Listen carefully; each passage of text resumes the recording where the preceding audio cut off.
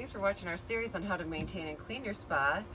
Next, we're going to show you how to winterize your spa. Unfortunately, some people have to do that. I personally love to keep the spa going year-round because it's so fun to be out in the snow or in the fall crisp day. So I love to keep my spa open year-round, but if you have to, we're going to show you how to do that.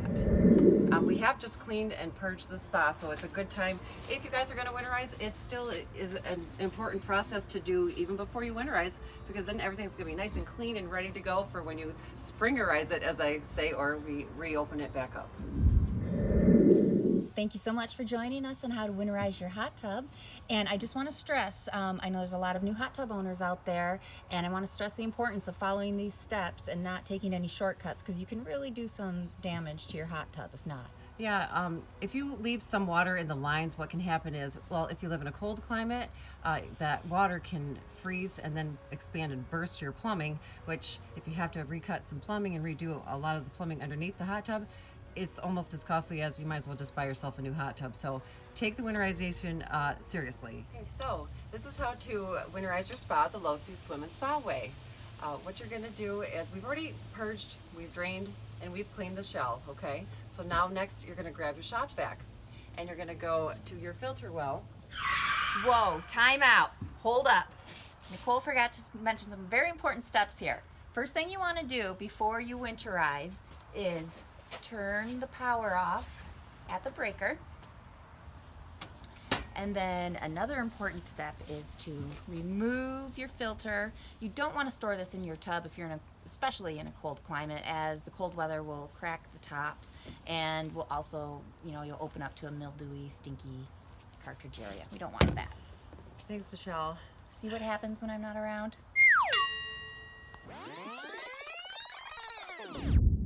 Filter's already out of the spa, okay? And you're going to take the shop vac right down the filter well hole. Your filter might look a box style skimmer. It might look a little different than mine, okay? But that's just one style of skimmer there. Put that down the filter hole, and that will suck a lot of the water out, okay? You're going to get a bulk of the water out from just putting your shop vac hose down there, okay? Now, after you do that, you're going to go to each and every jet face, okay? Making sure your jet faces are in the open position. Some spas the jets can close and open.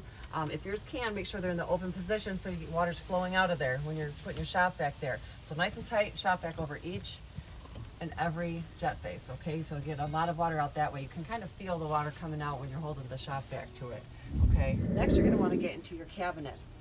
You're gonna need some tools to get into your cabinet, and sometimes a buddy helps to hold the cabinet up when you're taking it off. So you want to get into your cabinet where your equipment's at, okay? So wherever your equipment is at in your spa, most spas, not all, the equipment's going to be found where your top side's at, anything directly below that, so you'll know what panel you're aiming for to take off, okay? Most spas have it right here. And then you're going to go in there. There's two unions that have lock nuts, okay? You're going to loosen those two lock nuts inside the cabinet where the equipment's at. And then just let the water drip out. You're going to want to have a towel down just to catch some excess water. And then after that, just let the lock nuts stay loose, not all the way, but just a little loose, okay, for enough flow to go through, water to drip out, basically. And then after that, we're going to add some pool antifreeze or RV antifreeze if you're in a pinch. You can use that as well. Don't use car antifreeze, that's not safe. And then you're going to pour your antifreeze back down that filter well that we just showed you, okay? And when you're adding your antifreeze, have someone watch the cabinet, where you just loosened those lock nuts. You're going to see, just add antifreeze enough to where you just see it dripping out barely, okay? And then call it good, call it done. Keep the lock nuts loosened, okay? After that, you're going to want to find something to take up the space inside the spa, okay? It could be a bunch of moving blankets, it could be an air pillow that above ground swimming pools utilize, something like that, just something to take up space inside the spa. So if you live in a cold climate such as we do, we're going to have snow coming soon, and that snow load can push on top of your cover. And then if you have something in the middle of your spa, that'll give it some force to rest on, okay? So it's not so tough with that weight. If you're second guessing yourself, reach out to your local pool professional, or feel free to reach out to us and we'll be happy to walk you through it. Again, we hope you subscribe. Thank you so much for joining us, and Happy hot winterize tubbing. the Locey way. Yeah. Yeah.